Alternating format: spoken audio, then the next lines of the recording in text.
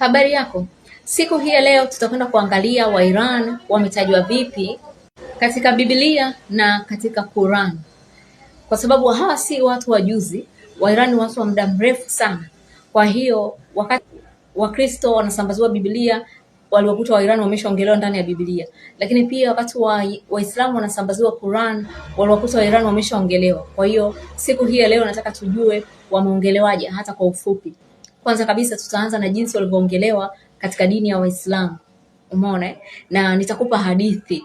Hii wameongelewa hadithi za mtume. Kwa hiyo watu wamesimuliana jinsi ambavyo mtume aliwaongelewa au Iran. Sasa kwanza kabisa mimi ni Robin Rachel kutoka Robin Media. Hawa Iran mtume akati anaishi anatengeneza dola ya kwanza ya Kiislamu pale Madina, alikuta hati wana himaya yao ina nguvu sana ambayo ilikuwa inaitwa himaya ya Sassanid au Sassanid Empire wazungu wanaita.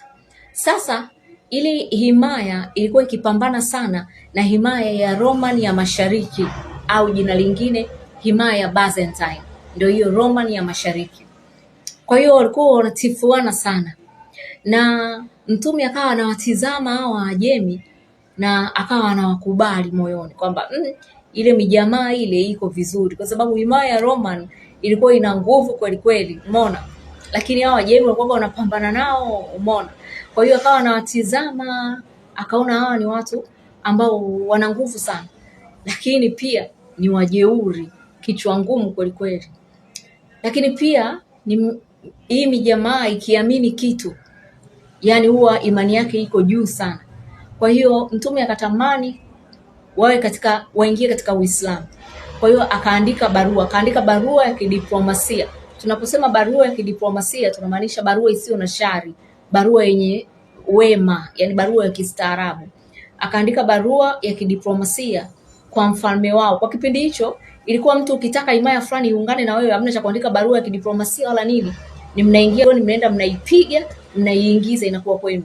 Lakini mtume akawaandikia barua ya kidiplomasia kwa mfalme wao. Huyu mfalme wao alikuwa anaitwa Khosrow wa pili. Basi alipoandika ile barua, yule mfalme alipoipata ile barua, kwa jamani, karibuni sana muingie katika Uislamu hivi na hivi, yule mfalme wao aliichana ile barua ya mtume. Umeelewa? Yani kwamba kumuonyesha kwamba sisi ni miamba, tusikii cha mtu wala nini, na una cha kutuambia, na tuna dini yetu. Kipindi hicho Iran walikuwa na dini yao na ambayo iko mpaka sasa hivi, inaitwa Zoroastrianism. Umeona? Na katika hii dini yao kitabu chao kinaitwa Avesta na mtu anaitwa Zoroaster, na kiliandikwa kabla hata Waislamu na Wakristo hawajasambaziwa Biblia na Quran. Tayari wale walikuwa na hicho kitabu cha Avesta. Na moja ya story kuu ya kwenye kitabu cha Avesta ilikuwa ni huyo mtume wao Zoroaster kwamba aliongea na Mungu mlimani. Kwa hiyo baadaye Wayahudi nao wakaandika story yao, Musa aliongea na Mungu mlimani, ambao ikaenea mpaka kwa Wakristo na Waislamu. Lakini hao ndio wa kwanza katika kitabu chao cha Avesta kuandika story ya mtume kuongea na Mungu mlimani, ambao ndio mtume wao Zoroaster. Kwa hiyo ilikuwa huwaambii kitu katika dini yao, katika swala zima la dini yao. Kwa hiyo yule mfalme akachana barua ya mtume. Lakini mtume hakukasirika. Bado akawa akiwatizama, anawatizama kwamba yani yeye nafikiri alichukulia vile ilivyochanwa, alichukulia kwamba hawa majamaa wana imani sana. Na wakiweka imani yao kwenye kitu, wanaweka imani yao kwenye hicho kitu 100%. Kwa hiyo kuwa convince waache dini yao ya Zoroaster kwenye Uislamu si lele mama. Kwa hiyo akawaacha. Kipindi hicho sasa mtume yeye akawa yuko busy na yeye kutengeneza dola yake ya Kiislamu pale Madina. Ikawa inaendelea kutanuka.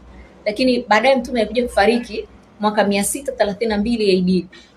Aliwaacha hao bado wako katika imani yao ya Sassanid na bado wanaongoza imani yao inasimama na dini ya Zoroastrianism. Kwa hiyo baadaye ndio baada ya mtume kufariki na nini, ikapita muda, ndio ile imani yao ya Sassanid ikadondoshwa na himaya za Waarabu, na hapo sasa ndio wakaanza kuingia katika dini ya Kiislamu mmoja mmoja, na baadaye kama leo imekuwa kwamba asilimia karibu 90 au 96 ya watu wa pale Waislamu. Na walipoingia katika Uislamu, kama vile mtume alivyowatabiri kwamba hii jamaa ina imani kweli kweli, ndivyo walivyokuwa. Wamekuwa na imani kiasi kwamba Marekani na washirika wake inakuwa ngumu sana kuwatenganisha watu na imani yao, lakini pia hawataki kusikia juu ya kumnyenyekea Marekani na Israel. Hawana uvuguvugu kama walionao Waarabu, ambao wao Waarabu ndio walianza kutambulishwa dini ya Kiislamu kabla ya wao Waajemi. Umenielewa? Kwa hao wameipokea kweli kweli. Mtume alisemaje juu yao? Aliwahi katika kitabu cha hadithi za Mtume Muhammad inasema kwamba Mtume aliwahi kusema kwamba wale Waajemi ni watu ambao imani hata ikiwekwa mbali hadi kwenye nyota watapambana mpaka waifikie. Kwa hiyo aliwaona kama katika swala zima la siasa ni watu wenye himaya yenye nguvu sana. Katika swala zima la wao wenyewe aliwaona kama ni watu wenye yani kichwa ngumu sana, lakini pia kwenye imani aliwaona ni watu ambao katika imani hata imani iwe mbali juu kwenye nyota, mijamaa itapambana mpaka ifikie. Na sasa hivi hiki ndio tunachokiona. Katika swala la imani mijamaa haitaki kumuinamia Marekani. Umeona? Tofauti hata na Waarabu ambao wanakubali kumuinamia Marekani. Hii mijamaa haitaki kumuinamia Marekani. Tunaiona hii mijamaa kufa kwao sherehe. Umeelewa? Yaani wao kufa sherehe. Hawaogopi kufa, hawaogopi nini. Kwa hiyo ni kitu ambacho watu wanashangaa, lakini hii tayari walishazungumzaga, yani tayari hata Mtume wa Uislamu alishawaonaga jinsi walivyo tabia zao. Na ndio maana alipenda sana wakaungane naye, waingie katika Uislamu, akijua kabisa wataenda kusimama kidete mpaka mwisho. Na ndio hivyo tunavyowaona. Kwa hiyo hii mijamaa kufikiria, Mtume aliandika barua kwa mfalme wao akaichana, alichana barua ya Mtume. Sasa Marekani sasa hivi anawaambia kila akijitahidi kutaka kuonyesha tunatakiwa tukae kwenye meza ya mazungumzo, mijamaa inakwambia hatutaki kukaa kwenye meza ya mazungumzo, tunataka tuendelee kupigana. Na hapo hawana uchumi bora wala hawana jeshi bora au kubwa lenye hela nyingi na teknolojia nyingi kama Marekani, lakini bado wanakwambia hatutaki kukaa kwenye meza ya mazungumzo, tunataka tuendelee kupigana. Mmenielewa? Hivi ndivyo hawa watu walivyo. Ni wagumu, ni vichwa ngumu kweli kweli, wana imani kweli kweli, mmenielewa? Na wana akili kweli kweli. Na hivi ndivyo Mtume wa Waislamu alivyowaonaga pia. Jina langu ni Robin kutoka Robin Media. Kwa wewe ambaye unataka kunifaidi vizuri sana katika masuala haya ya siasa za kimataifa, ambao unaelezea mpaka historia na kila kitu kwa undani zaidi, karibu katika group letu la WhatsApp.